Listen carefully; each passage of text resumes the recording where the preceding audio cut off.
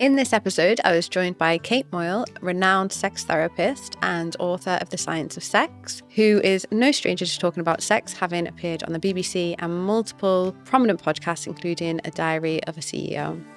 And with her, I had Lorraine Grover, nurse by background turned sex therapist with 20 years experience working in this field, who brought with her her toolbox of tricks, which we had a lot of fun exploring.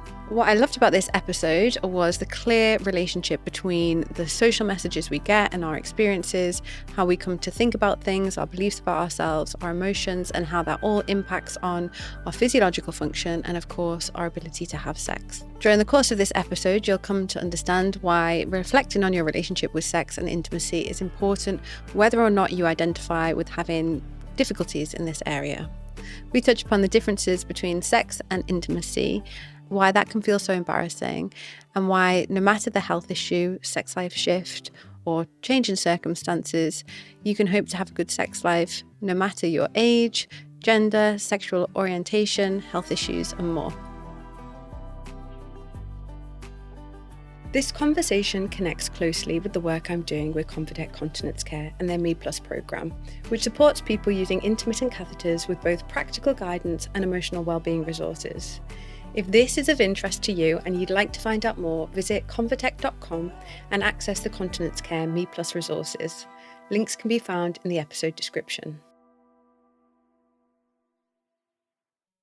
Kate, Lorraine, thank you so much for coming to talk about intimacy and all of the various different facets that come with intimacy. So maybe just to begin, can I ask you, Kate, first to introduce yourself a bit about you and what you do? Yeah, I'm Kate Moyle. I'm a psychosexual therapist and I wrote the book The Science of Sex and host a podcast called The Sexual Wellness Sessions. But I guess my specialism is sexual dysfunction. That's the kind of thing I think I work with the most and that I love. So whether that's with individuals or couples.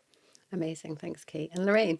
I'm Lorraine Grover. I'm a nurse background of over 40 years and I am a psychosexual therapist. I've been that since 2000 because that combination is a great combination, and I've subspecialised in men with erectile dysfunction and even further with men who are diagnosed with prostate cancer. I do see couples, I see individuals, and I'm really passionate about spreading this important subject within healthcare. Wonderful. And I'd love to hear a bit about who you both see, like who would be the patients that come to see you. So you, Lorraine, was saying about patients perhaps with erectile dysfunction. Maybe that's overlapping with a cancer diagnosis. Absolutely, yeah. So there are actually international Movember guidelines. In fact, 3 UK clinicians, I was one of them, peer-reviewed them, about sexual wellbeing and prostate cancer. So it's there, it's written, but it's rarely managed. And we really need to get the right people managing it with psychosexual training because we're professional, we've got accountability. And actually, it's letting the patients know this is part of their care pathway. So, definitely prostate cancer and erectile dysfunction. And erectile dysfunction affects men of all ages. Yeah. It always happens to a guy at some point in their life. And we should normalise that to help remove some of the fear and anxiety and stigma around it. But throw in ill health, and it can be a sudden onset due to a cancer diagnosis, or a chronic with something like diabetes, or inflammatory bowel disease. There are lots of diseases that impact. Yeah, and I'd love to explore that overlap between ill health and the sorts of things that, give rise to people becoming either, having the onset of sexual dysfunction in some way or becoming aware that they've got a problem. But before we do, Kate, what sort of people are you seeing in the presenting issues? Yeah, so I guess my clients are kind of 18 to 80 is, I guess, how I describe it. I only work with adults, and I suppose I do a lot of cross-referring with people like pelvic health physiotherapists, doctors. Sexual dysfunction is, I view it quite like creative problem solving. So I'm kind of understand what started the problem, what's maintaining it, how are we going to change it. I work sometimes with couples, sometimes with individuals, sometimes with people whose relationships have just ended because of a sexual problem and they want to sort it out before their next relationship. And I think for me, one of the big questions I kind of have for people is like, why now? You know, what was it this week that made you send that inquiry email? But I'm sure you're going to say the same thing. psychosexual therapy is everyday people with everyday problems. It's just the problems happen to be about sex. Yeah. And so I think we have this kind of mysterious view of psychosexual therapy, but it's not really that mysterious actually when you get into it. Yeah. And hopefully, it would be so great to pull that out more in this episode, you know, what it involves, what kind of things that you're doing, but we'll definitely get to that. I was curious, can I ask like a very broad question? When I was working with a team on this topic of intimacy, I think automatically the word intimacy is often used as like a broad, safer term than to talk about like sexual dysfunction or, you know, sexual intimacy. So, but then it can be quite ambivalent. So I'd love to hear from both of you, you know, what would you say intimacy is? Yeah, I mean, I would detach intimacy from sex. I mean, sex can be a form of intimacy, but it's really important that we say that they don't mean the same thing. You know, you can have sex without intimacy and intimacy without sex. And so we have to be really careful when we're asking people about intimacy that we're not saying the only way you can get that is through having sex. Yeah. Because it may be that someone, for example, has an illness that means that they can't have sex in the way that they used to ever again for some reason. It doesn't mean they can't have intimacy. And intimacy is about a relationship kind of going down a level into something deeper or more connecting. But we are so uncomfortable using the word sex, even in medical settings, that intimacy is quite a nice kind of euphemism for the word sex. It kind of suddenly makes everyone feel a little bit more comfortable, but it's confusing, quite honestly. Absolutely. Yeah, I agree with that. And I think it can be a tick box, you know, I've intimacy, we've written it down in the notes, or we've asked that in a questionnaire, we've dealt with it. But actually, you're right, when you talk to a patient or a couple or an individual about intimacy, and you say, we're not on about sexual intercourse, necessarily penis in a vagina or a penis in an anus, it's actually, what does this mean to you? And it's amazing the number of people who've lost intimacy over time. Before this diagnosis or this event, like you say, what's brought you here now, it's dwindled. And so actually, it's so rewarding when you use the word intimacy and start to get them to think about what does that mean to you and how can you reintroduce it.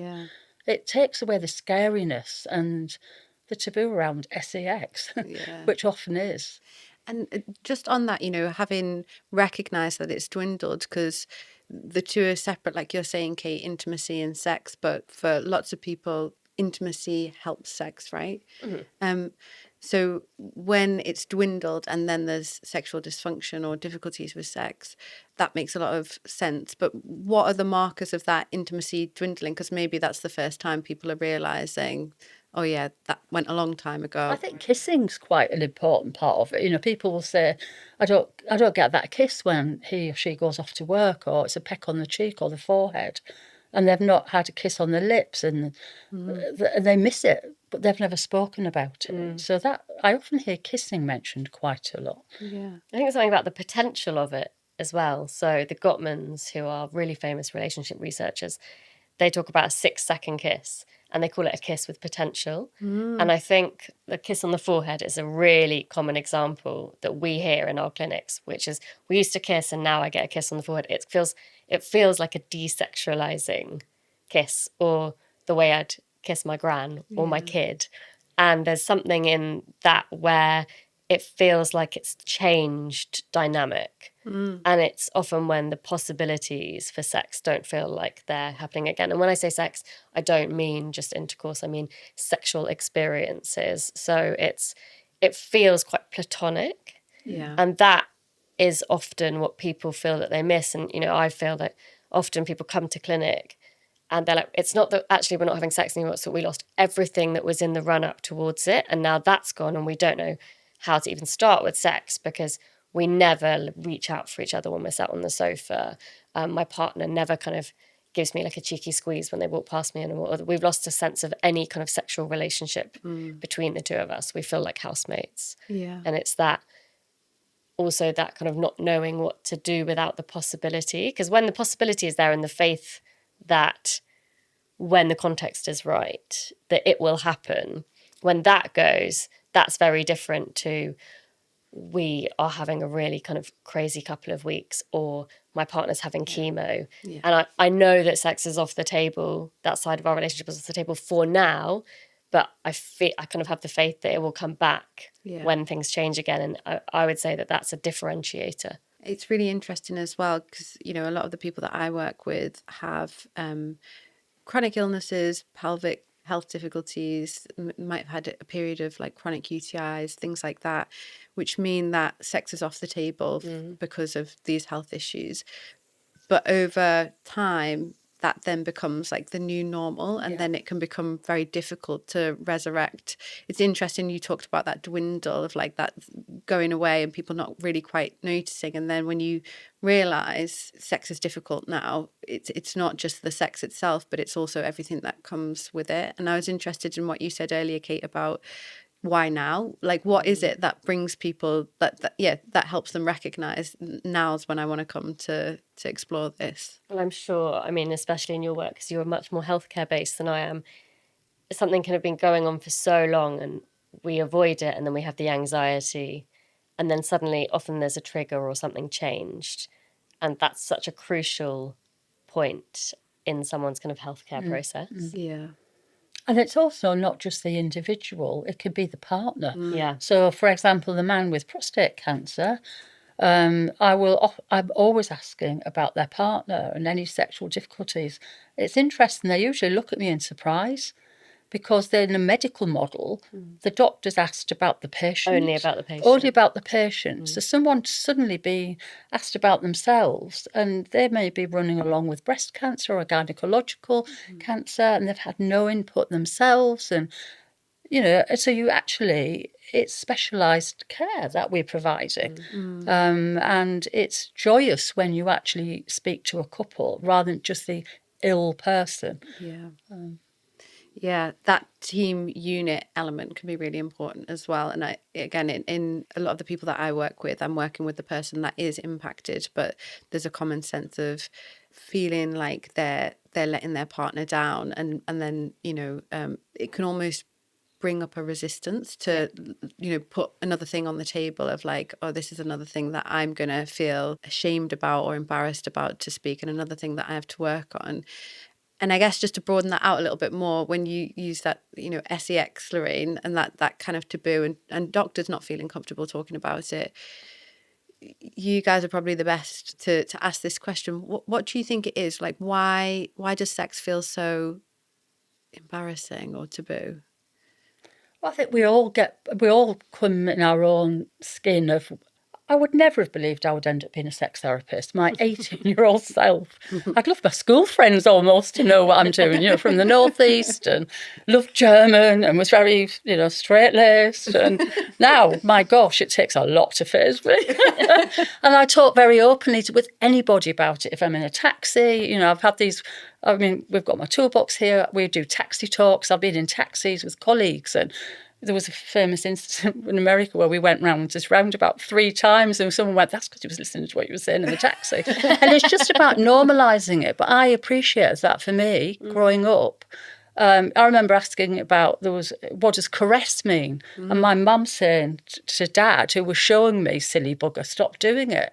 I can remember that. That's really powerful for me still. And there are many people who feel like that around the word sex. And the intimacy side's beautiful when you bring it in. I like using the word sexual wellbeing. Yeah, I love it. You know, not dysfunction, it's sexual wellbeing. There are many aspects of it. So our upbringing has a huge part to play in culture. And peer pressure around us. We think we've all got to look, you know, fantastic bodies, be able to orgasm. You know, it's got so much pressure on us to perform. And in healthcare, we're not trained. You know, I know in medicine and nursing, we don't have input about how to talk to patients about sex. So we bring our own cultural anxiety into the dialogue. And I get a bit fed up of hearing, oh, men want to talk to men about erectile dysfunction. No, they do not. Kate sees patients. I see patients. They want empathy, understanding. There's no penis envy with me. And I've had patients tell me that.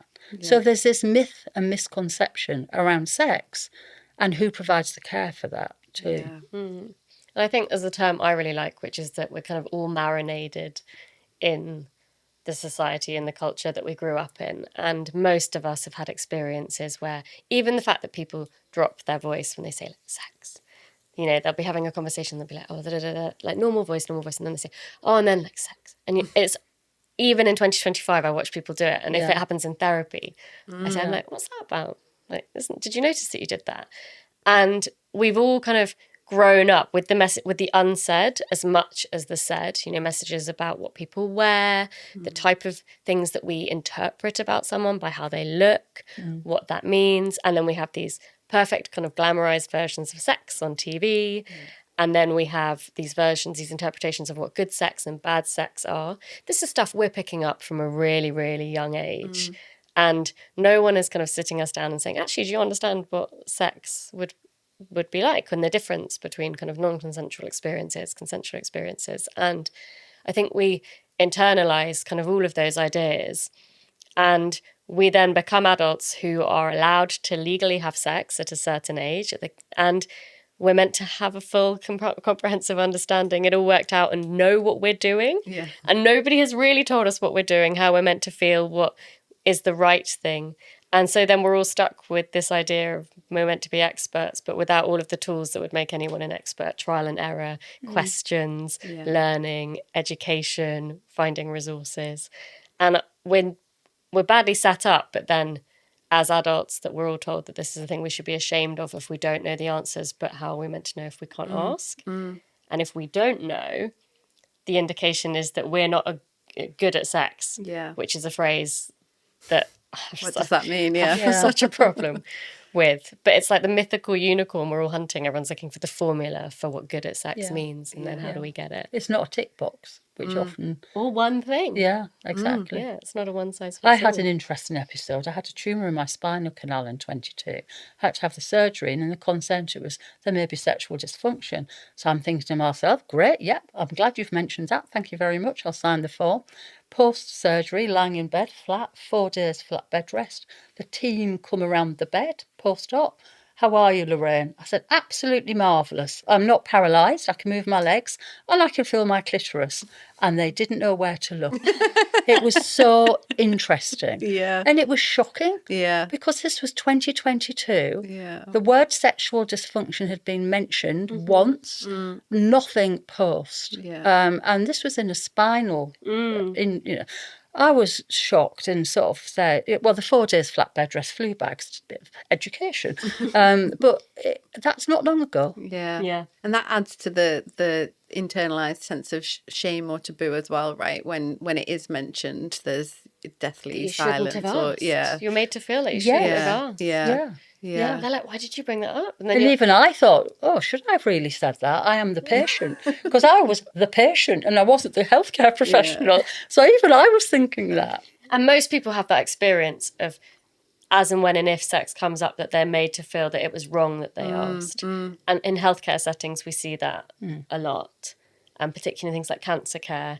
And people feel guilty for asking about sex. And, something I've heard a lot is... I got through all of my treatment. I felt so lucky to be one of the people that got through it. And I'm starting to live again. And sex had never been mentioned throughout. And then I didn't feel like I could take any more of my doctor's time because I'm alive and I'm here and I'm healthy. And that felt like it was too much to ask. But actually, it was the thing I really wanted to ask. And if it hasn't been brought up by a healthcare professional, it doesn't give the patient permission to bring it up at any point, even if the healthcare professional brings it up and it's never discussed again. For patients, it's an indicator that it can be brought up, it can be introduced. And we see that not just in cancer care, but kind of across the board.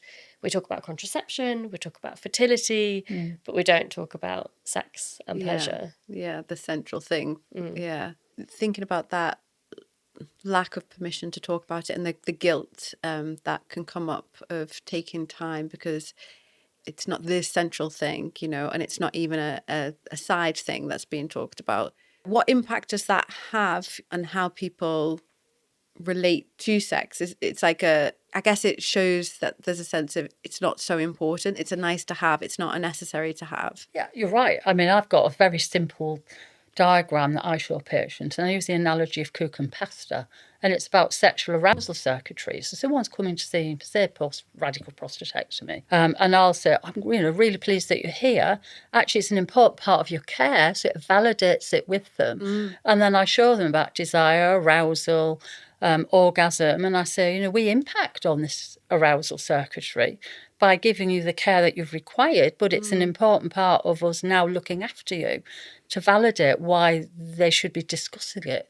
Because I think that shame and having the dialogue can be inhibited at the beginning because they're still not sure, should I really be talking about sexual intimacy here? And so, I used to provide a service in the NHS years ago, and I have to say, patient got 20 minutes, it wasn't a huge amount, I could signpost them to safe places, but we had the discussion. And I think it's stopped a lot within the NHS at the moment because you're hearing people saying, I haven't got time. Well, we have to make the time. And we can do a 2-3 minute, flag it up, address it. We can talk about that at another appointment, or we can just keep stum and we will never get that discussion going. And I think that says a lot about the clinicians. Yeah, like you say, Lorraine, even just asking the question gives a kind of permission, doesn't it? Even if there legitimately isn't the scope to explore that in lots of detail, it gives permission for someone to say, oh, this is something that I have permission to be bothered about. Yeah. Or it takes away a question mark around, okay, but I'm struggling with sex and it's not been mentioned. Is that typical for someone with the condition that I have? Yeah. Is it typical for this treatment plan? Because if it's not mentioned, immediately I think I'm atypical. Yeah. And that this can't be happening for other people, because if it was happening enough, it would be mentioned. Yeah. Also, I wanted to explore that sense of this assumptions that we have about sex, that we should just know what to do and that everyone's having good sex, and this comes up a lot for my younger clients that are impacted by health issues. They will feel this increased sense of shame that somebody put it to me in a really impactful way, which I'll probably butcher now, but it was something along the lines of like, this is just something that nobody has to think about. Everyone can just do it. Yeah. And I have to think about it. Yeah. A lot of people say that. Isn't you've said that? Yeah. Like sex is a thing you don't really think about until you have a problem with it. Yeah. Or you don't until you have to think about it. Yeah. I would say that puts most people that come into our clinic, that would be like quite top line for most people coming to our clinic, says, never thought I'd be here, didn't even know psychosexual therapy existed until I had a problem. Or I never thought I'd have to talk about this. And it's an assumption, comes with the assumption that everyone's got this all worked out and that it just works for everybody. And again, that's the shame bit, because again, it's that, okay, well, I don't see anyone talking about this not working publicly, but which means it's probably me. And then I don't see it being addressed anywhere, so it's probably me. It didn't get brought up as a side effect of healthcare, so it's probably me. It's not working with my partner, but everyone else seems to be having great sex or appears like they're having great sex, so it's probably me or us. And again, and that feeling gets reinforced all the time.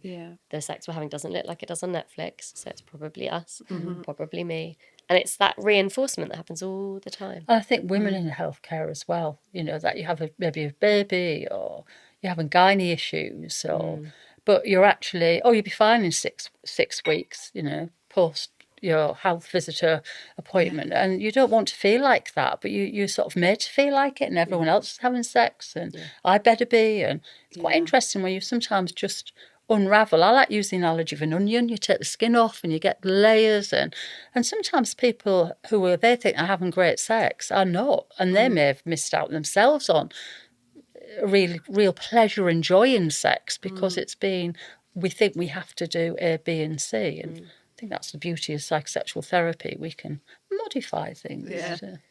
And what is the impact of some of these thoughts about sex and the increased sense of pressure on sex? Like, how does that actually impact on, can I even say, like, the physiology of sex? Yeah.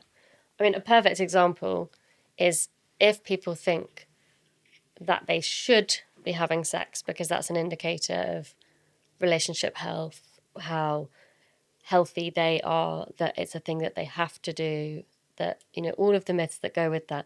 And, for example, overlapping with health, they have a condition which makes penetrative sex painful.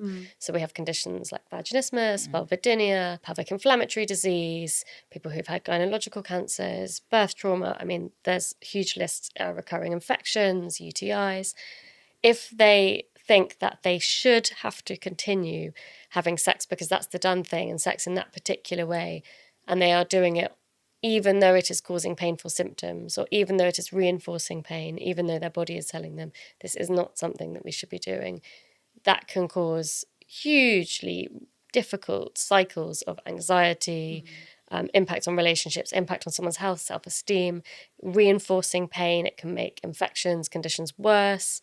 And it's going to relate psychologically, socially, biologically. It's why we talk about the biopsychosocial model all the time in our work. You can't untangle it all because if someone is having painful sex and then they're feeling anxious about it, they're going to tense up in response to attempts at penetration because they're going to be anxious. They don't want to tell their partner it hurts, so they think, I'm just going to carry on. And we hear this stuff all the time. And their partner might not know because they think that they're a problem, so they shouldn't tell their partner. They don't want to disappoint their partner. They don't want to upset their partner. And there's a social bit. They then don't feel understood by their partner because how can their partner not know? And it's all this stuff that's happening underneath. And it becomes cyclical incredibly quickly. Yeah. I use visual aids. I mean, Yes, please. So, vulva, emoji for penis, which I only found out not long ago, would you believe? And the brain. And I'll say and I have them on the desk, and I'll say to people, the brain is the biggest sex organ. For our erogenous zones to respond and our genitalia to wetten, to our lips to engorge, we need to feel relaxed. And if we're not relaxed and we're anxious, that won't happen. And we need to connect, whether we've got two vulvas, two penises, we have to be relaxed and communicate about that. And it's wonderful when you can actually just use simple things to get people to click with something that no one's ever talked to them about because of all the shame and taboo and what's expected of them. And so I use them a lot. And it's good to get people to relax. So humour is sometimes used in that dialogue in the room and allows that conversation to happen. And self-pleasuring. I think we don't talk enough about whether it's masturbation. I like the word wank. I always say to patients, what do you call it? Self-pleasuring, or and I'll use the word they feel comfortable with. And I even get them to say, what do you call your vulva? Or it might be your vagina or your penis, to say, let's talk about this, because communication is important to get people to relax. So it's way back, isn't it, before any penis or vulva. It's what we're saying about intimacy, that whole beginning of what's in our brain that triggers these thoughts for us to become aroused and relax. It's so important. And people might never have thought about having sex or their sex life in any other way then. And we talk about penis and vagina sex, it's very heteronormative. Clearly lots of our patients and clients are not in heterosexual relationships. But if you ask most people how they would define sex, they would say intercourse. And so we need to check what they mean so that we're never assuming what they mean and they're never assuming that that's what we mean. And it may be sometimes you say to people, okay, but what about when you have other forms of sex? And they're like, oh, but that doesn't count. Or my partner doesn't think that counts. You're like, what doesn't count about a mutually pleasurable, enjoyable, connecting experience? Like, how else would you define sex? But that's a really big moment for people. And sometimes I'll be working with people and they're not able to have penetrative sex, for example, for a medical reason, but they have a great sex life otherwise. And I will say that and I'll be like, how amazing for the two of you. You've worked around this. You've got a great sex life. You're both orgasmic. You're really enjoying each other. So it's just one bit that's not working. And it's honestly like mind-boggling to them that they have a really good sex life because they're so focused on the one thing that isn't possible. And it can be such a breakthrough moment with people. Because until that point, they've thought, well, that doesn't count. They're like, oh, we have no sex life. And what does that mean about us? But they do. It just doesn't look how they think it should look. I think public display of affection is quite an interesting thing, isn't it? And that expression of intimacy. I love it if I see someone holding hands. But you don't see it that often. It's like this, we shouldn't be showing this affection to other people. And it's a real connection that people have. Such simple things sometimes that we forget are part of intimacy. Yeah. And so speaking about the circuitry between brain and sexual organs, what a lot of people that I work with have a difficulty with is that their body no longer feels safe, right? Because of illness, or maybe it's because, sexual problems have come up, but predominantly my client base is people who, have had illness for some while, and often illness that overlaps with areas associated with the genitals. It's not always directly, but, for example, the bowels feel super close to the genitals because it's just all down there, and the cramping up of the pelvic floor and all that kind of stuff. But of course, if people have urinary tract infections, that feels super close for a lot of people to, having sex, and that area just now feels far from something that can even experience pleasure. So what sorts of things might you do to help people feel safer and kind of tackle those difficulties? Well, I think communication with their partner, because if for example, a lady with frequent UTIs may not want penetrative sex, they're not going to relax if they think their partner's going to start touching their area or trying to finger them or put a penis in. So actually being able to communicate that I may feel sensual, I want some intimacy, but I don't want anything penetrative. Even talking about that sets a boundary. Yeah. And I think that's really important. And sometimes I'll say to patients about your orgasms, if that's what you want to achieve, are they vaginal, are they clitoral? How do you respond to that? Because some people might be happy with clitoral touch and play, but don't want anything penetrative in the vagina. So it's finding out a bit more of, is there anything that they would be happy, kissing of breasts or neck, and moving away from the vagina and vulval area, maybe something they've never talked about with their partner. So it's become this shut off. Yeah. It's a bit like the magician, where you've got laying down, you put those blades in, and you cut off the head, the feet, and the middle is over there. And it's bringing it back in a way that's acceptable for that person, which will be different for everybody. But you need to open up the dialogue with communication, and that's really important if you're in a relationship.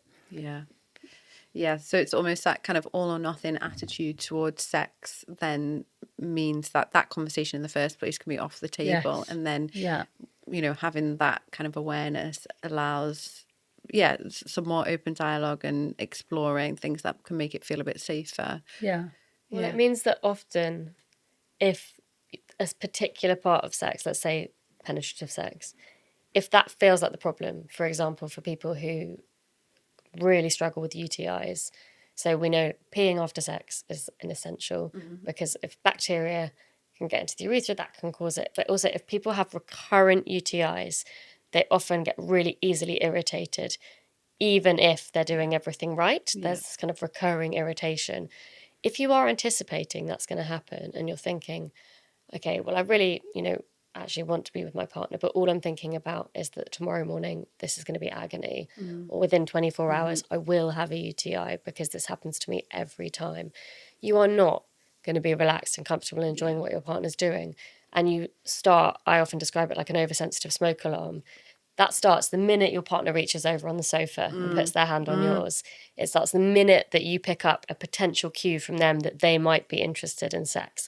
So all of that immediately becomes something which starts to make you anxious rather than aroused. And your brain will always, always prioritize anxiety over arousal.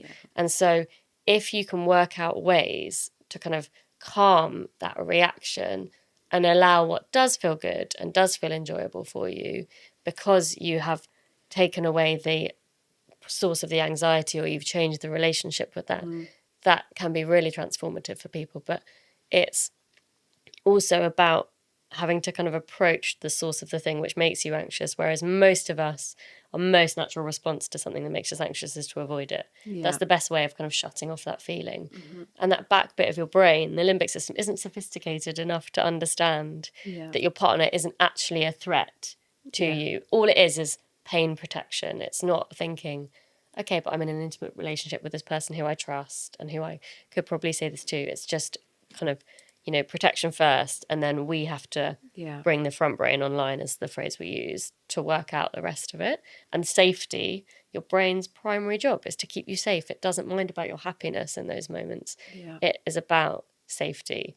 And we have to then learn how we manage that in whatever way that looks like for us, which is why so much of our work is about desensitizing and helping people feel in control and re-establish safety with themselves and then with their partners.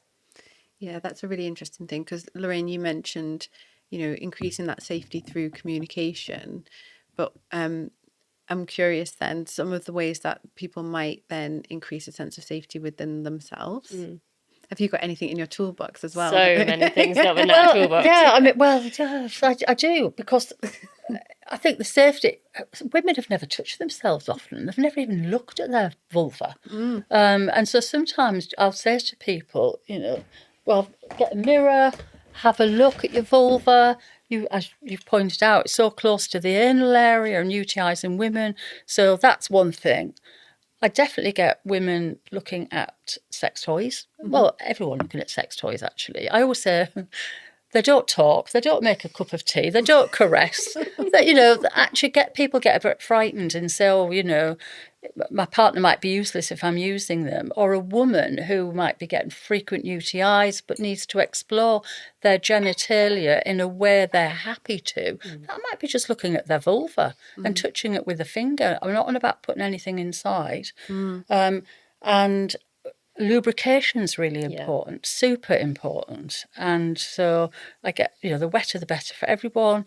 I get people trying to touch with lubrication. The least ingredients the better, because you can potentiate to thrush. Silicone lube stays wetter longer. There are lots of tips we can give around lubrication. And if someone does ever want to reintroduce penetration using vaginal trainers, I don't know if you talk about vaginal trainers that work. I know. Are they the same as dilators or different? Yeah, they are. But I hear horror stories where women are given a bag of hard plastic dilators. They might have radiotherapy, or in a urology department. No advice is given. But the great thing about them is you can take control yourself by trying them. And this is a set that I really like. They're silicone. The soft ones. They're very soft. They've got a loop. You can actually just put it near the end and just see what that feels like. Have you been able to insert anything and you've had no irritation and it's felt okay? Because our learnt behaviour's been it's going to be negative and horrible and I'm not going there. Well, maybe we could reintroduce some things to help you to reduce the risk. Being washed is definitely one thing. Being lubricated, being in control yourself. And using clitoral toys are great fun. I just want to pause here for a moment to highlight just how interconnected physical and psychological experiences are. This is why tending to emotional well-being when you have bladder or pelvic issues is so important. It's also why I'm so proud of the tailored Me Plus support program I've developed with Convatec Continence Care for people using intermittent catheters. This program is designed to support people at every stage of their catheter journey, from those who are brand new to those who've been doing this for years. The Me Plus program integrates the practical side of catheterizing with the emotional adjustment side that so often gets overlooked. We've designed the program using the best health psychology research insights to provide educational tools, practical activities, exercises, and audios to help you process, build confidence, feel informed, supported, and less alone. If this is of interest to you and you'd like to find out more, visit convatec.com and access the Continence Care Me Plus resources. Links can be found in the episode description. I spoke about them yesterday, actually, to a couple. The gentleman had prostate cancer. Oh, it's popped out. This is a clitoral toy. So when I spoke about this, they were like a microphone. Wow, it's fantastic. It's a bit like a mouse, actually, as well, isn't it? Yeah. It's brilliant. And you can turn it on. It's got chargers, and that goes over the clitoris. And that's different sensations. Yeah, it's a different sensation. 80% of women orgasm clitorally compared to vaginal penetration, but we don't talk about this sort of thing. People don't know where the clitoris is, which is why actually having things on our desk to allow that discussion to happen, so they can see their anatomy, they can see where their wee comes out of, where something would go into the vagina, where the clitoris is and the labia. That's a really psychoeducation that can be so helpful, because I never had it at school. And that's something about taking control yourself, of your sexual self, to share it with somebody else is liberating. And the more of us do it, the better. We talk about men and masturbation a lot, but actually women being able to masturbate is important. We live longer the more orgasms we have, although Instagram didn't like me posting that and they took me down. Really? I had to restart. So we're sanitising sometimes. Yeah. I've just had it happen, actually. I posted a post about sex toys. It was National Sex Toy Day. I thought that'll be great. They took my images down. So 3 times now I've had issues. One was actually about bladder issues in women. And it's a lovely vase I've got of a lady with crossed legs, white, clear, that got taken down. They removed the post, and that was about continence, because lots of women suffer with continence issues, and that can be shameful for them. Let's throw in sexual intimacy, and it doubles the shame. Yeah. And I think one of the most important things that you said there was, you said learned experiences. A lot of our work is about helping people to relearn. And one of the really important things is we might be relearning or learning something new because it might not be possible for it to be how it was before. Prostate cancer is a perfect example. Gynecological cancer is a perfect example. And we hear this phrase all the time, like back to how it used to be, honeymoon period. It's not possible for everyone, but that isn't a bad thing. It's not that we shouldn't be thinking, okay, but what could be different about it? It could actually be better for some people because they might not have had great sex lives before. But psychoeducation is massive, massive in our work. Yeah, it's kind of like we're socialized to this almost unidimensional idea of sex being like good or bad, and good equals penetrative, bad equals not doing it. And then actually when people are presenting with these difficulties, they're learning this whole nuance of all the different ways that one might gain sexual satisfaction. Sex is just it's not one thing. It's not like a monolith. It's not this it's not that we just get sex and then it stays exactly the same. It changes from the sex we have in our 20s to our 30s, 40s, 50s, 60s, 70s, 80s, 90s. It's not if people have children, if people have recurrent miscarriages, infertility, cancer, ill health. Hormonal contraceptives can change our experience of sex, trauma, someone's relationship, a bad breakup, being cheated on. I mean, the list is unending, grief, all these things that we think don't interrupt sex. And it's just, we're all given this idea that sex is a fixed entity. And it's not. It's something we have to adapt all the time. I know that in my life, when I was single, it's different to when I was with my long-term partner, to when I had my first child, or my second. Like, it's very different. Ill health comes up. You go through infertility. It's because it's so psychological as well as physical. But sometimes one might be ahead of the other. Physically, our body might say what we can't say. And sometimes psychologically, we're so anxious because we don't have an understanding of what's happening for us physically.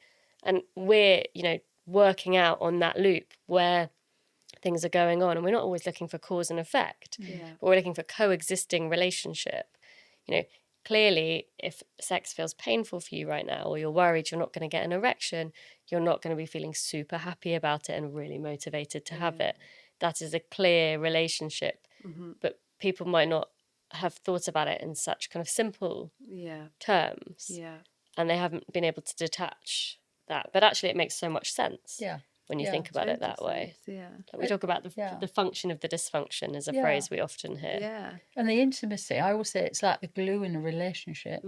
It just is going there, and people don't think like that. They do think it's almost like this swinging from the chandeliers image, isn't it? They're expected to perform, and no, it's not the case at all.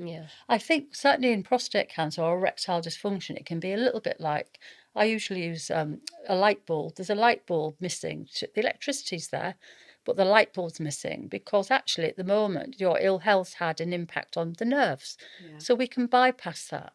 And actually they don't then feel like, oh, I'm the problem. Yeah. It's been induced by somebody else, and they take that on then to say, okay, then I'll think about the change. And I will say, yes, it will be different. It's as if you broke a leg. But now we've got to recover from it. So I like using recovery and discovery a lot. Oh, yeah. I can't stand the word penile rehabilitation. Oh, it's not very sexy. It's not sexy, and it's not just the penis. Yeah. Which is why I then trained as a sex therapist, because I was actually already doing it anyway. Yeah, well, I was giving out the tablets that then became Viagra. So I was giving out these tablets. Patients were talking about their sex life to me. I was really embarrassed because I'd been a casualty sister and we didn't talk sex, unless the injury to that part of the anatomy. And then I thought we should be addressing this in healthcare. But I knew there was a missing piece of the link. And I heard a sex therapist speak, actually, a wonderful lady, Tricia Barnes. And it was like this light bulb moment for me that this lady is talking about this knowledge that I'd love to have. And she encouraged me to train as a sex therapist. So bringing the physiological and the psychological together and explaining it actually is so rewarding, because all what we've just been talking about is encompassed in that consultation. And it starts with communication and intimacy. You're in a unique position there, Lorraine, as a nurse, bringing together that. It's like gold standard. Yeah. I love the shrug, yeah. But bringing together that biomedical element of care and the psychosocial kind of elements. Like, how do you manage that? Because I guess maybe you have some clients that come to you like, I just want the drugs, or I just want the particular medical thing. Yeah. I love that. I love it. Challenge. Yeah. Oh my God. I always love a difficult patient, as some people might perceive. They're not difficult. They're just never being asked the right questions. Yeah. And I love it, particularly if a man comes along and they do want the prescription for a tablet, I'll say, let's talk a bit further. And it's that lovely light bulb moment when they start to realise that actually why they thought they needed it, but they'd never thought about the things that led up to it. It's so beautiful. And yeah, they may well, and I'm a great fan of the tablets. They were revolutionary when they came out, because we only had injections and vacuums, which I'm still a fan of, and I love an injection because it raises the dead. But you're right, people have these perceptions of what they feel they need, and younger people even more so, I think. You can get stuff over the counter now. It's a quick fix. You don't have to it's like putting an elastoplast on something. If we can actually get more people to be accepting, I think it's the word therapy puts people off. There's nothing wrong with my brain. There's nothing, therapy. Something wrong. There's something wrong. And you go, no, it's just part of care, an aspect of healthcare that we should be addressing as part of it. So, yeah, I do love it when you see that light bulb moment for them. It's really interesting that therapy equals there's something wrong with me, and how that can preclude people from getting access then to that care. Sometimes that would actually be really useful for them, because there's already this defense of, oh, well, this means it's something wrong with me. It means also then I've got loads of pressure to figure something out rather than just get the ease of a pill. Yeah, I often say, if people come in, they're like, I saw my doctor and unfortunately now I'm here. And I always say, I'm fully aware no one's thrilled to be in a first session of psychosexual therapy. It's my job to help you feel like it's not the worst place in the world to be. Yeah. But no one skips into a first session of psychosexual therapy. No one's thrilled to be there. No one's really excited about it. Yeah. And that's fine. That's absolutely fine, because in the social context of how we talk and think about sex, that's where most people will be. And I always say to people for first session, like, how are you feeling about being here?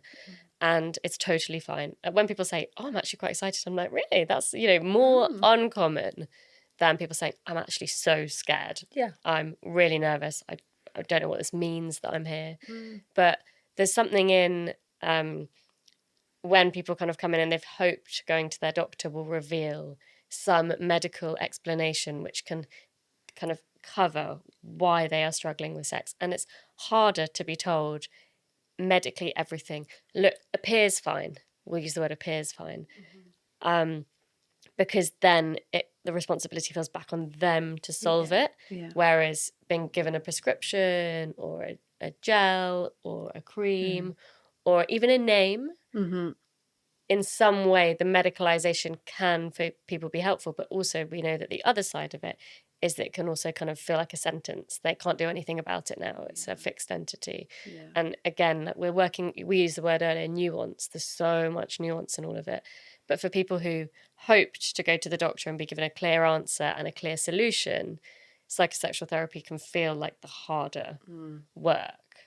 Was it you, Kate, saying before about recovery and discovery? I just like that term. Because you're recovering from whatever has caused the issue, whether it's cancer or not. Or like you said, the number of people who might be told you've got a small penis or you can't get it up and you're useless. It's amazing what's said to people. Or, I don't like your breasts and I can't look at it since you've had your surgery. I've had all sorts said in that clinical room. Yeah. It's incredible. We're so lucky, I feel, to be able to share some of the most distressing things people can tell us, but we can hold them in a safe environment to help them with that, hopefully. So that recovery, and then the discovery is about, it takes a lot before I would hang a hat up on any man not getting an erection, because you need to be able to empower people to say, this isn't your fault. Sometimes I will say, actually, it's not to do with the sexual organ. It's some other things that have been going on. Let's see if we can identify that together. It's a shared thing that we're going to do. Because there are these expectations and people are scared coming in the room. They don't know how it's going to go, what language will be used. And it's lovely if someone says, that was just so much better than I thought it was going to be. Because people have got these perceptions of... I mean, I think Netflix sex education has been fantastic. It's been amazing. The Gene, people, you're just like Gene, but actually they get it. And I'll say, look at the storylines there, the sadness, the humour. Yeah. And actually, it's facilitating sometimes that dialogue for people. Yeah, Gene put sex therapy kind of on the map in a way that people... my inbox has never been busier than when that series came out, but also... everyone at work was talking about sex. People were kind of, like we call water cooler moments. People were like, oh, did you watch Sex Education? What about that? And it was the permission it gave everyone. Yeah. A bit like when 50 Shades of Grey came out and there were people sat on the tube reading it publicly and everyone was talking about it. Yeah.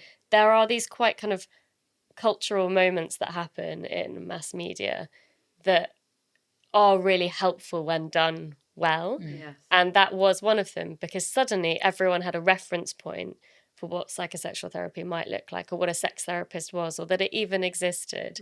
And before that, everyone was like, oh, you like the mum from Meet the Fockers? Like, I was like, no, that's something very different. Oh, that is interesting. They have, these things do hold weight when they are kind of popular cultural and that's moments. Just mirroring what you've said, actually, Kate, what patients do, because I've had all that said to me, you've had it said to you, you think you're the only one, just like a patient with a sexual problem might think it's just me, or I've had this said to me, and then you realise, well, so have 100 other women or men, and you go, really? I had it yesterday actually with a cream. There's a cream, it doesn't work very well. Patient didn't know that. He and his wife tried it. They came as a couple and we tried the cream, and I said, how did you find it like that? And I said, it's rubbish, isn't it? And the lady smiled from ear to ear and she went, well, it is. In fact, the word she used, she said, I've got permission to use. I think, go for it. It's rubbish. But their expectation was it should work. And they felt like absolute failures. And when I just went, oh, yeah, I said, I didn't even talk. I'd never used to talk about it for a period of time, but I get the odd person it works for. It was permission giving. Yeah. They were engaging. They'll be thinking about other treatments, but they've taken the blame off themselves. She thought she was useless. She wasn't turning them on. I thought, wow. And I went, oh, no, so that... that discovering and demystifying things is so important. Yeah. And we have that with PDE5 inhibitors, so Viagra, Cialis, etc. They are not an aphrodisiac, and people often take them for the first time and they sit and wait. Yeah. And they don't do anything sexual, they just sit and they wait. and they are inhibitors. They inhibit a reaction which has to be excited in order to be inhibited. Right. And people are given it and they're not told how it works. They don't have it explained. And then they're, oh, well, now I'm really doomed because I was struggling already. And now the one thing that I've been told by the whole world, you know, the little blue pill, isn't working either. And just even saying, okay, but did you actually kind of try anything sexual? Did you get aroused? Did you start touching yourself? Did you try anything? And they're like, no. But we think we have an association that they're aphrodisiacs and that they kind of, it will just automatically kind of charge us up and turn us on. And when we know how to use it properly, which is like anything, like in Lorraine's toolbox, dilators, lube, medications, touch, sex toys, we can really change things for people. But they have to know how. Yeah. I'm curious, Lorraine, have you got some other things in your toolbox that you'd like to share? I've got nice sexy knickers for stomas. I think they're amazing. Yeah, you can get some really lovely lingerie. Supermarkets are doing online adaptable clothing now. That's incredible. But I think amazing. I've never seen anything like that before. Have you not? No. Yeah, so it's great. You can get them for men as well, larger ones. Fantastic. So I think they're great. We have got this is, well, do you want to see an injection? You know, I spoke about injections raise the dead, and it's the fear around them, isn't it? And it's a tiny needle. Look, it's very fine. Oh, that is small. It's very small. And it's a bit like an insulin needle. And when you inject, you insert it into the penis. I haven't got my soft penis with me. That's annoying. I've got my hard penis. And when you inject, it's away from the head, towards the base, at the side. And you go in, push, out. And within 5 to 10 minutes, you can get an erection. Whereas tablets can take about half an hour to an hour. Yeah. So actually, some men may find an injection works better for them, for their sexual and their partner's wants and needs. And certainly if someone's had surgery, pelvic surgery, colorectal, prostate, using an injection bypasses the nerve signal that's required to get the erection. Right. And that's why I use it a lot. Direct to source. Direct to source, raises the dead. And when men are, you can make an injection sexy, you know, and I think that's it. If you're in a clinical setting, I talk about when to bring it in, talk to partners about it. Don't inject in a bathroom, suddenly appear with a hard on. There's a role to be played within it and involve your partner. That's the real nuance that I guess would be lost, to be like, here's an injection which could be the opposite of sexy or mood inducing, but there would be ways. And vacuum devices are similar. So vacuum devices, this is a medical one, and the medical one, you attach the pump to the cylinder, you put it over the penis and you pump. Now this is going to be like a physio. If you broke your leg, you'd have physio. In a minute you might hear this. Could you hear that pop? Yeah. So that's sucked blood in, it's lengthened the penis, it's stretched it. So whilst recovering from surgery or on hormones and you lose the desire for sex, the anatomy needs to be kept functional to stand at a urinal to pee. That you're not having to feel like you're emasculated and you've got to find a cubicle. So it's not just about sex. So vacuum devices have been around centuries, but they have this bad press. Oh, vacuum. Well, it's how you bring that into lovemaking. Or you might be single and you go on dating. So stomas, for example, patients don't fall in love with a stoma. They fall in love with a person, the music they like, the food they like. And so sometimes it's actually empowering the patient to say, let's have a think about rethinking where you see your sexual self. I've had a lady with breast cancer once say, when do I tell a partner on a date I've had a reconstruction? So again, it's, communication's so important. If they don't want to be with you, I've a person to be with. So again, we can hang that label on the illness, but the beauty of sexuality and intimacy, it's huge, isn't it, and flexible. So vacuums and injections, certainly I use a lot. And they might be talked about in a medical setting, but I do find the psychosexual addition really can enhance the use and keep people using things, because you hear of people saying, oh, I've got a drop-off rate, you know, they get a vacuum, they don't use it. People are explained and they're not brought into the dialogue, really. You know, there was something, well, actually both of you talking about this element of this, if I have to use this, there's something wrong with me, or just this sense of I want something to fix this, so the problem's kind of outsourced, and then it doesn't mean it's something wrong with me. So yeah, what is that element of helping people amend that sense of faulty, I think you used the word failure, identity? How do you guys go about doing that? I mean, one of the things is actually just talking about it and being like, okay, well, there's all of this stuff going on. How do you feel about it? Where did that message come from? How did you shape that idea? Yeah. And that is massive. But I'll use lubricant as the perfect example. It is a really simple, cost-effective way of transforming comfort, reducing pain, and making sex more pleasurable, or masturbation more pleasurable. People still think that using it is wrong. Yeah. If you had a problem with your ankle, you would go and see a physio or a doctor. You might have to do some exercises. You might wear like a kind of tubular ankle support. You'd probably change your exercise routine, and you wouldn't think about it twice. Yeah. But lubricant is so easy and basic. A little gold bag. She's got a little bag. There's all sorts out but there. we feel shame, and it's such an easy thing to do, and it can transform a sex life in basically under £10. Yeah. But we think, because we have this historical idea that I'm not turned on enough, or you didn't turn me on enough, and that is the only reason I would need it. Yeah. Menopause, perimenopause, breastfeeding reduces estrogen. We have vaginal atrophy, stress, where you are in your menstrual cycle. Yeah. If you've had a medical treatment, I mean, anything can affect it. Anxiety, not being in the right headspace. That's the stuff that you just think, actually, had you been given the appropriate information at the right time, you wouldn't now be dealing with a whole host of anxiety about feeling bad about yourself, feeling your body doesn't work, that you're letting your partner down, that you can't date because you're worried about if you go to dating and you have to say to someone, actually, lube is a non-negotiable for me.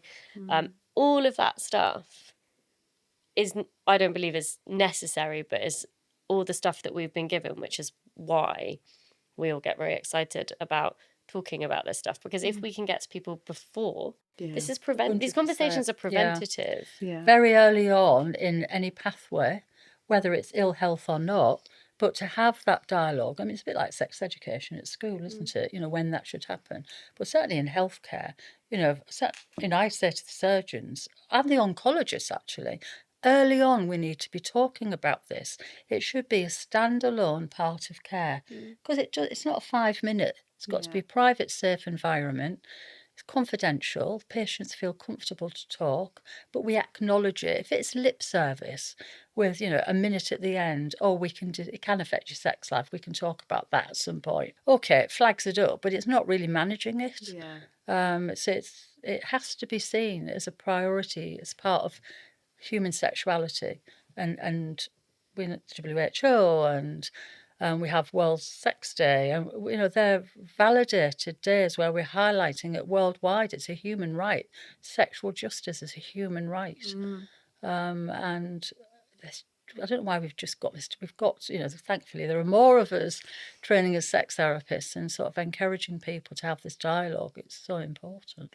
On that, you were mentioning there, Lorraine, about bringing it up, healthcare professionals bringing it up so that it kind of gives that permission. Are there any other things that either of you would suggest to healthcare professionals that could destigmatise and perhaps, give people a better chance of accessing support that they might need? Yeah, I mean, I am a fan of questionnaires and scores that can help. That you've got the International Index of Erectile Function. A man could be given that out if you're doing any procedure that will impact on sexual well-being. If that's part of your care. Female Sexual Function Index. I use the Erection Hardness Score, which is a score from 1 to 4, because if I was to say, okay, that gentleman gets 50% erection, we really don't know what that means. If I say, actually, he's grade 3, but drops to a 1, we know it's not bad on occasions 3, 4, but it drops to a 1. He can't have penetrative sex, and that's what he and his partner want. So we've got a language, and we can audit it, and we can write it in letters and notes, and in some way, it sort of gives that credibility to discussing it. We've got international validated questionnaires, so they are tools we can use, but they're only part of the jigsaw. But I think it's a cop-out, I feel, if people say we haven't got time. They could be sent before an appointment. I ask about sexual orientation with all of my patients, because how can we give bespoke care if we don't know their sexual identity? It's interesting, the number of men who will tell me they're gay, but they don't tell the surgeon. And I'm still having it happen now, and I had it happen in the 90s when I first started.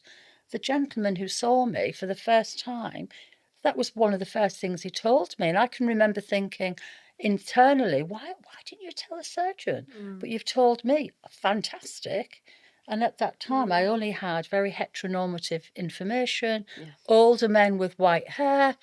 I had to apologise that was the case. But it's so permission-giving if you have those words in any of your documentation in a healthcare setting, primary or secondary, to get the conversation going. And to use language like partner. Don't assume based on someone's presenting gender that they are heterosexual. But, I think if you as a healthcare professional also don't feel comfortable or don't feel like you have the time, have a resources pack in your office. Like there's a great organisation called Sex, Cancer, Intimacy. They have an amazing booklet. Have them and give it to your clients and your patients and just be like, look, we haven't got time to cover this today, but this is a great resource. I'd like to give it to you to go away and have a look at in your own time if you'd like to. And if there's anything in there, we can always pick that up. Just signposting. Because we choose to do our jobs, we chose to specialise in this area. And that's, not for everybody, understandably. But you can have a whole pack of flyers or a list of websites or podcasts or right, this is the local psychosexual service for this area or this hospital. And that is an easy thing to do. Do you think there's a reason that healthcare professionals don't signpost, other than, of course, we know busyness, and that is, I'm not going to minimise that, that's a real issue within the healthcare system. But do you think there are kind of concerns or reasons why healthcare professionals don't signpost as much for things like this? I think there's a lack of knowing what's there. Actually. We know that training is quite minimal on even, medical training for this stuff because it's a specialism.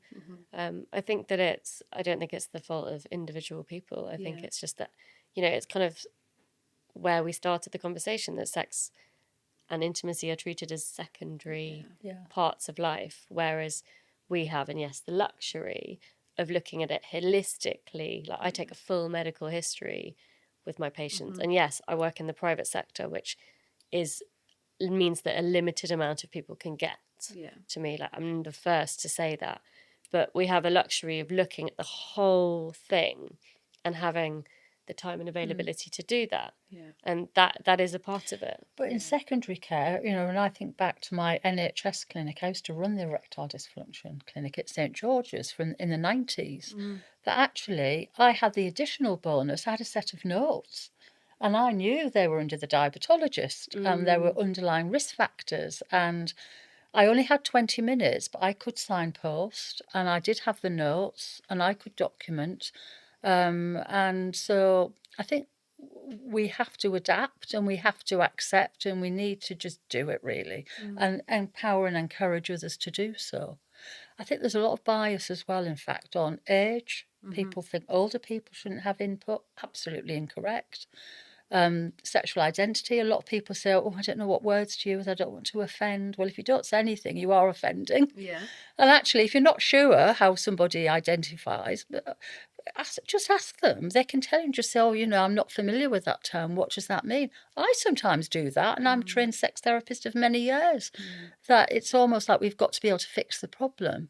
No, we don't. We need to open up the dialogue and get help from other resources if we need to. So I think age, relationship status, absolutely correct. We've got polyamorous relationships, and I routinely say, do you have any other sexual partner? Because quite a lot of the time people do. Again, I'm there to help the patient or the person in front of me. So we make a lot of assumptions.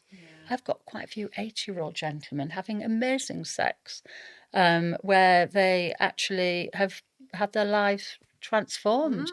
Death, divorce, confidence, ill health, suddenly present, using injections. So it can, and you mentioned it earlier on, how some people can have a better sex life than they thought they were maintaining.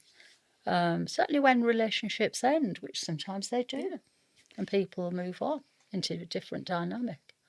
Yeah, the assumptions of healthcare practitioners, which I guess is hard to spot if you've got these assumptions that you don't know aren't quite right, as the practitioner.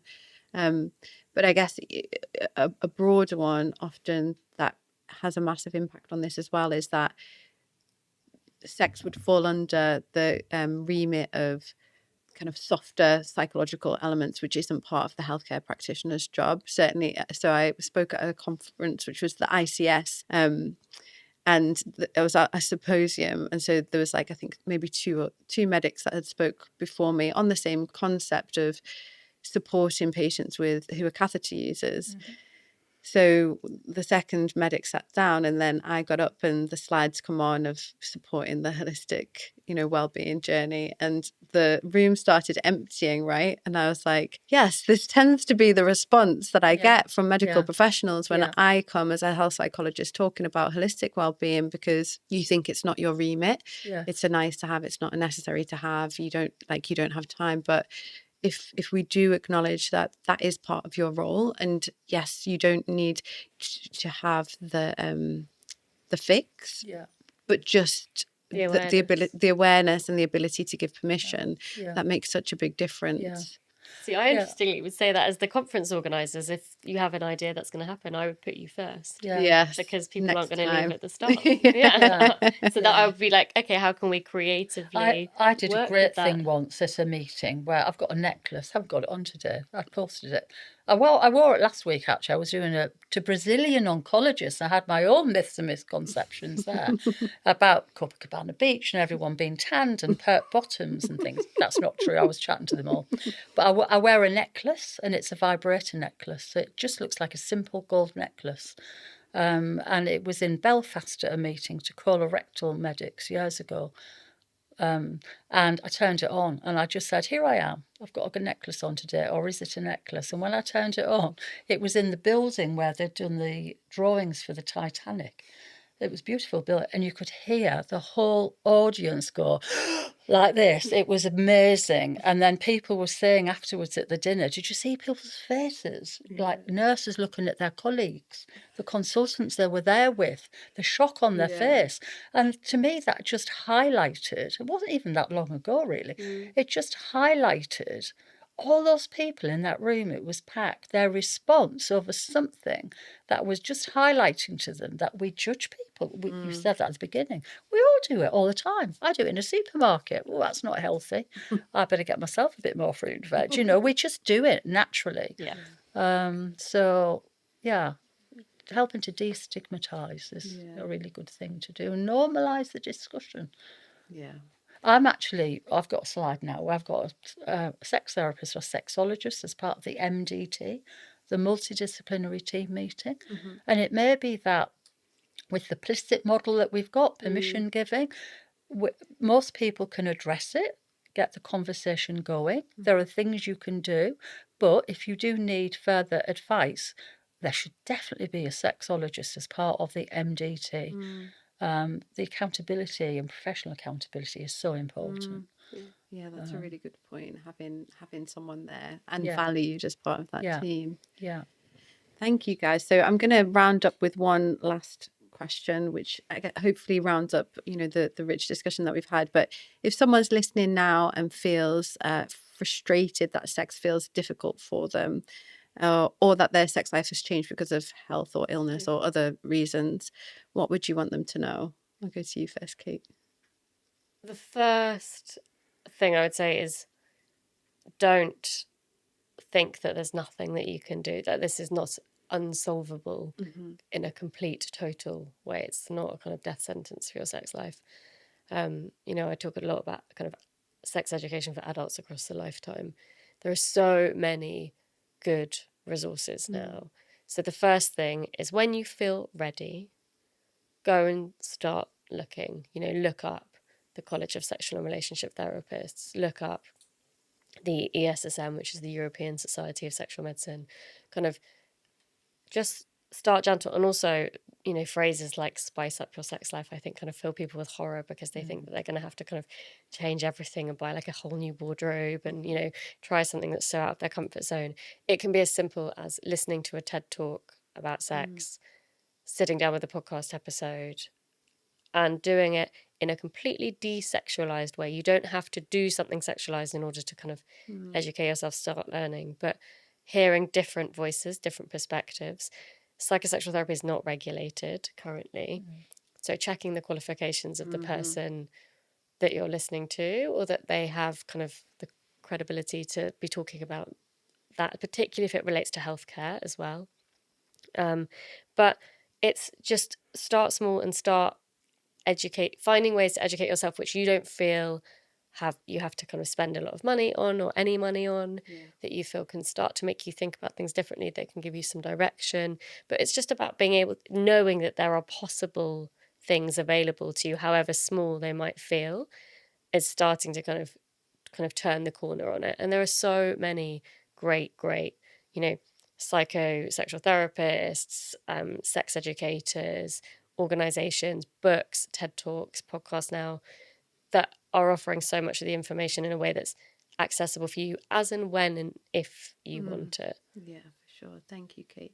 I'd like to recommend Kate's book as well, Science of Sex. It's one of those. And also our mutual friend Karen Gurney, she's got such a great, so many things out there, but her TED Talk has really changed so many of my clients' kind of, that initial assumption that we've been talking about what sex should be. So it's a great free resource. Yeah, Lorraine, what do you think? Well, Karen Gurney's books are always on my reading list, always. So. None of my clients get away with it. Yeah, I love it. Communication. Please communicate with your healthcare professional. There's nothing wrong in you seeking advice and help. There are lots of safe websites to go to. Even if you look up particular names that get mentioned, we've usually all got something that's available online to read. It doesn't cost you anything.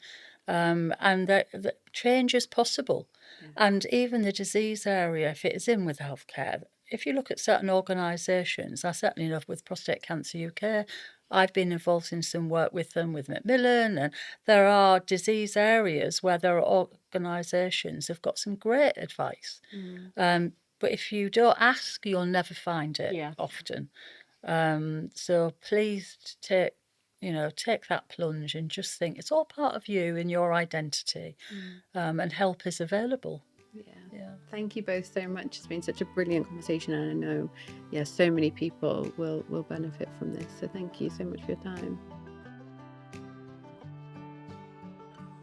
Learned something today? Your brain hasn't finished with it yet. Research shows revisiting new information is all it takes for your brain to start connecting the dots on its own. So subscribe, listen again, and let it do its thing. Thanks again to our partners at Convatec Continence Care. Don't forget to check out the resources and references linked in the show notes. This podcast was produced by Maya Sounds and Music.